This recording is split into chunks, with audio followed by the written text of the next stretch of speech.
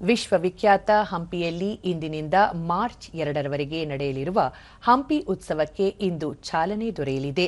ಹೊಸಪೇಟೆ ನಗರದಲ್ಲಿ ನಿನ್ನೆ ಸಂಜೆ ಹಂಪಿ ಉತ್ಸವಕ್ಕೆ ಸರ್ವರನ್ನು ಸ್ವಾಗತಿಸುವ ನಿಟ್ಟಿನಲ್ಲಿ ವಸಂತ ವೈಭವ ಕಾರ್ಯಕ್ರಮ ಆಯೋಜಿಸಲಾಗಿತ್ತು.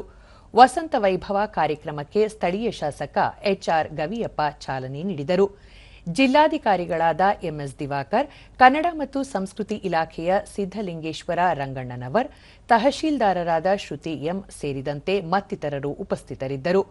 ವಸಂತ ವೈಭವದಲ್ಲಿ ಇದೇ ಮೊದಲ ಬಾರಿಗೆ ಹಂಪಿಯ ವಿರೂಪಾಕ್ಷೇಶ್ವರ ದೇವಸ್ಥಾನದ ಲಕ್ಷ್ಮಿ ಎಂಬ ಆನೆಯು ಅಂಬಾರಿಯಲ್ಲಿ ತಾಯಿ ಭುವನೇಶ್ವರಿಯ ಮೂರ್ತಿಯನ್ನು ಹೊತ್ತು ಮೆರವಣಿಗೆಯಲ್ಲಿ ಸಾಗಿ ಜಿಲ್ಲಾ ಕ್ರೀಡಾಂಗಣದಲ್ಲಿ ಸಮಾರೋಪಗೊಂಡಿತು. ಈ ವೇಳೆ ಡೋಲು, ಸೋಮನ ಕುಣಿತ, ಕೋಲಾಟ, ಲಂಬಾಣಿ ನೃತ್ಯ, ಡೊಳ್ಳು ಕುಣಿತ, ನಂದಿಕೋಲು ಕುಣಿತ ಸೇರಿದಂತೆ ವಿವಿಧ ಪ್ರಕಾರಗಳ 125 ಕಲಾ ತಂಡಗಳು ಮೆರವಣಿಗೆಗೆ ವಿಶೇಷ ಮೆರುಗು ನೀಡಿದವು. ಮೆರವಣಿಗೆಯಲ್ಲಿ ಸ್ಥಳೀಯ ಮತ್ತು ಹೊರ ರಾಜ್ಯದ ವಿವಿಧ ಕಲಾ ತಂಡಗಳು ಭಾಗವಹಿಸಿದ್ದವು.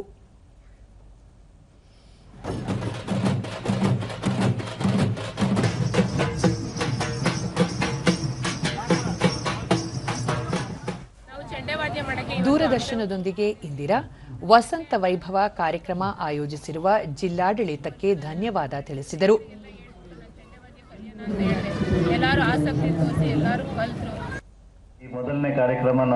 ಗವಿಯಪ್ಪ ವಸಂತ ವೈಭವ ಕಾರ್ಯಕ್ರಮದಲ್ಲಿ 10 ಹಲವು ಕಲಾ ತಂಡಗಳು ಪ್ರದರ್ಶನಗಳು ನೋಡುಗರ ಕಣ್ಮನ ಸೆಳೆಯಿತು ಎಂದರು.